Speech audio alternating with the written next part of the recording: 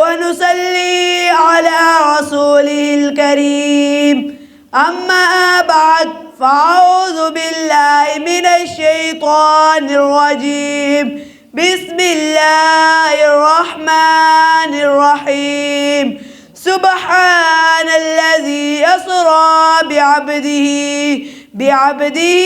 ليلا من المسجد الحرام إلى المسجد الأقصى الذي باركنا حوله لنريه من آياتنا إنه هو السميع البصير۔ محترم سامعین، مکرم حاضرین، انتہائی واجب الاحترام بھائیوں، بزرگوں، دوستوں، السلام علیکم ورحمۃ اللہ وبرکاتہ۔ آج کا جو میرا موضوع ہے وہ شب معراج والی رات حضور صلی اللہ علیہ وسلم کو ملنے والے 3 خاص تحفے۔ اللہ تعالیٰ نے اپنے محبوب صلی اللہ علیہ وسلم کو معراج کروائی اور اس سفر معراج میں اپنے محبوب سے ملاقات کی اور اس ملاقات میں 3 خاص تحفے دیے۔ پہلا تحفہ امت کے لیے 50 نمازیں دی، دوسرا تحفہ سورۃ البقرہ کا آخری رکوع دیا، تیسرا تحفہ امت کی مغفرت و بخشش کا وعدہ کیا۔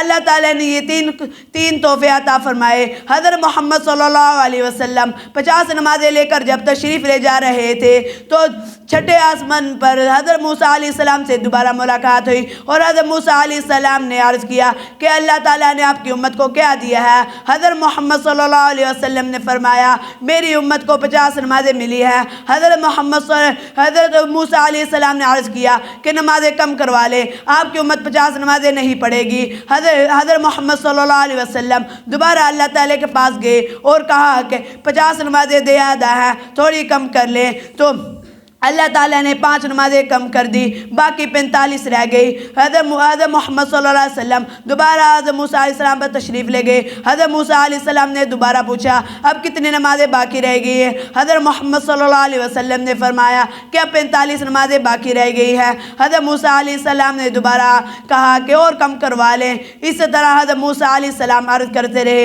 اور نمازیں کم ہوتی رہی، آخر میں 5 نمازیں باقی رہی۔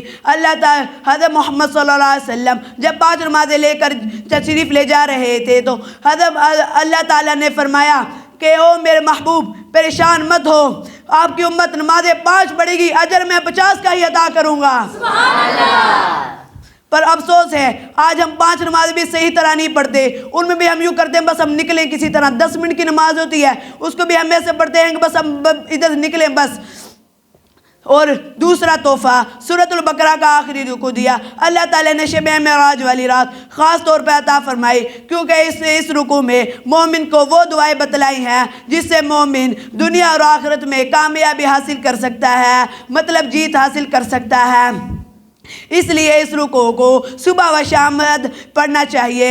تیسرا تحفہ اللہ تعالیٰ نے شب معراج والی رات کو اپنے محبوب سے فرمایا آپ کا جو امتی شرک نہیں کرے گا اس کو میں جنت عطا کروں گا۔ سبحان اللہ۔